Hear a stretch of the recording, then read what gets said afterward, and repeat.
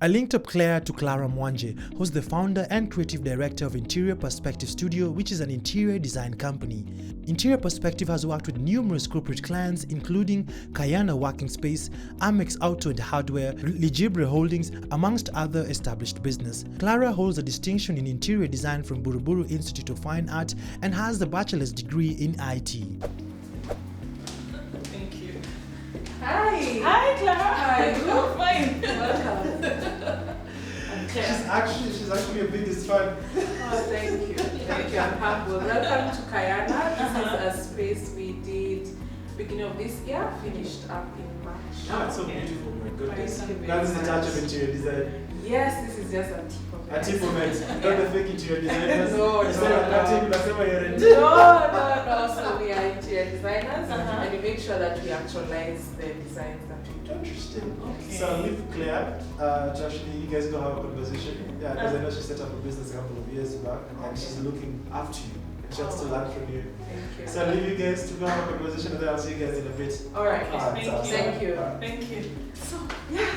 Hi, Clara. Hi, how are you? I'm fine, thank you. I'm Claire. So I run Interior by Claire. It's an interior design studio. Yes, so we revamp spaces. Yes, but you're one of the few designers in the country that I look up to and love following your work. So yeah, I said let me get hold of you and just learn one or two things from you because you're ahead of me. So what challenges did you face when starting out? First you've done a degree, then you've gone back to do a course for 3 years. And then you're out here, you're seeing beautiful spaces, yes? But now there's the execution bit. Yeah. I think, as you've mentioned, execution was the challenge because in school you design, projects that are not probably real. True. Yeah, so you end up designing things that are not functional or would be really expensive to execute. So just learning how to understand materials in real life, and thank God I was able to go into employment. So over 3-year period of employment, I learned different materials. I learned how to now transfer your design from paper into a real life space. So that really formed a good foundation for me to start a business. So the challenge, I would say, would be now conceptualizing your design, giving it life with a life budget, and now trying to make sure that you're not watering down the concepts. Yes. Yeah, that was the initial challenge. Okay, so any other challenges as you grew rather? Yeah, so as in the business, when I started the business, the challenge was getting the market. So getting clients to believe that I can design. I used to work in this area, this space, or this company, so I am capable of designing this project. And then, just getting the job and actually now executing. I think all along I've been a risk taker. So there are cases when I've been asked, can you do this job? I'm thinking in my head, I don't know how to do it. I don't think so. I don't think I can handle it. But because of just getting to learn other people in the space who can hold my hand and help me, I've been able to take up jobs that I was initially afraid of, but just with guidance, I've been able to complete it. So I'd say work with people who have gone ahead of you, be it architects, quantity surveyors, engineers, so that when you face a certain challenge as you're working, you'd be able to refer to them. For the years you've been practicing, what's been your greatest win? I mean, you've been doing Interior Perspective, so what do you think? I think my greatest win is having a team. Wow. Yeah, because I started as the foreman, doing the business development. Yes. I'm handling foodies on site. I'm handling the accounts bit. I'm handling the quotations. I'm on site daily, just supervising, at the same time running back to the client for a meeting. So having a team of people who I have trained and I can trust has been the greatest win. And I thank God because I have an amazing team. Oh, okay. Yeah. I look forward to getting there. I think I'm in the whole phase of what you were doing before. Yeah. And would you say you have challenges with fundis on site? Oh yeah. I mean, we have fundis who say nakuja, and then they don't show up. Or niko hapa, and you're constantly saying I'm here, and then they don't show up. So we have that challenge. We also have challenge of workmanship. Yeah. So over time, what we came up with a set of rules. Okay. So site safety and just procedure of how we do our sites. Yeah. So and that set of rules is hung there, and whenever you make a mistake, you're actually pointed back to that set of rules. Oh, okay. Things like you will not be paid for work that has been done in a substandard way, and we are serious about that. So over time, we kind of sift out fundis and get fundis who are competent. Yeah, who are competent and serious about the work. Oh, okay. So for instance, from my experience, you're on a site, and sometimes an unforeseen problem comes up, either on site or and you're not probably factored it in when you're doing your costing. So how do you mitigate that? How do you go about it? Maybe I'd say first of all, to solve the issue of costing, think of involving a quantity surveyor in your costing process.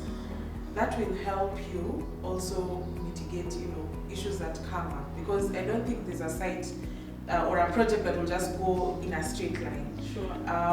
But when you're on it, so hoping that you have a buffer in your costing. When you're on it, if it's an issue that would affect price in a huge way, involve the client. Yes.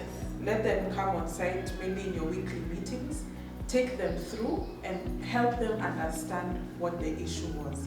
But good practice would be that you take up that cost. Okay. Wow. I think I love what you're doing. Yeah. Keep doing it. Yes.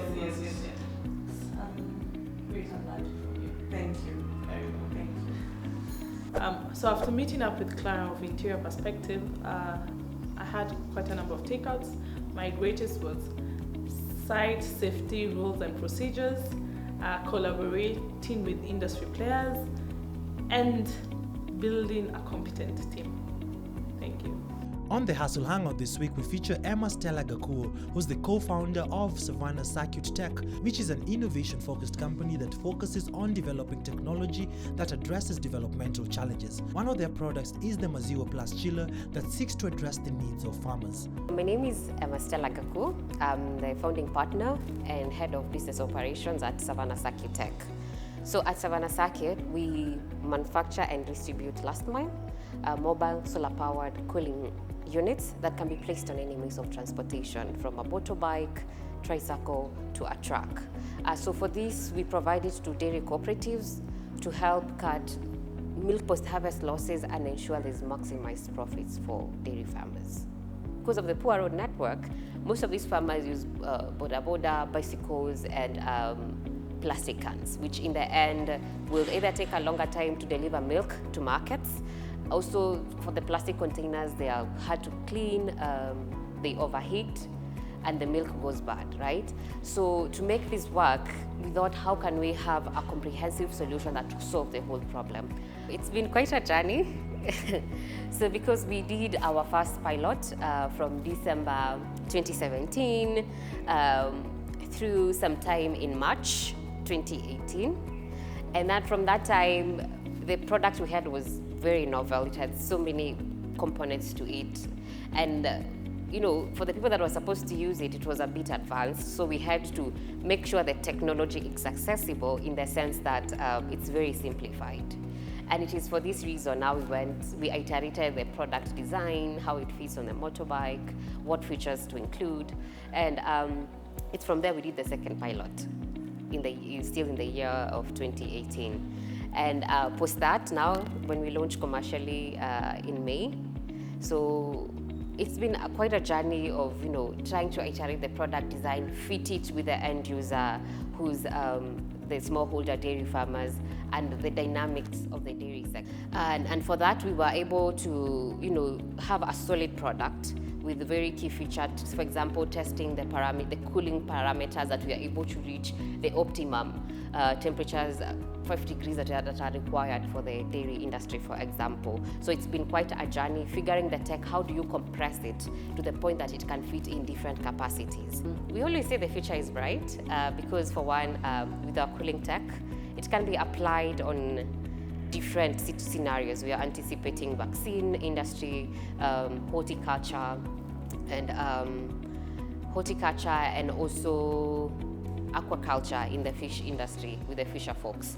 So for this, we anticipate generally to have this technology replicated in other value chains, because our goal in the end is to see that our chilling on the go solution is able to cut post-harvest losses of any highly perishable produce. One thing we would tell our fellow youth in business or intend to get into business, for one, is to be able to, to leverage on opportunities that are there, because currently there's a lot of business support that's coming in, both locally and internationally.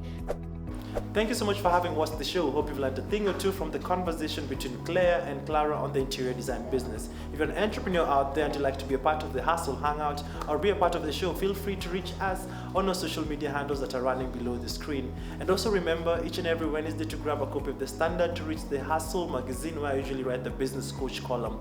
And also check out the Business Coach website, businesscoach.co.ke, to know more about the past shows and also lessons from business.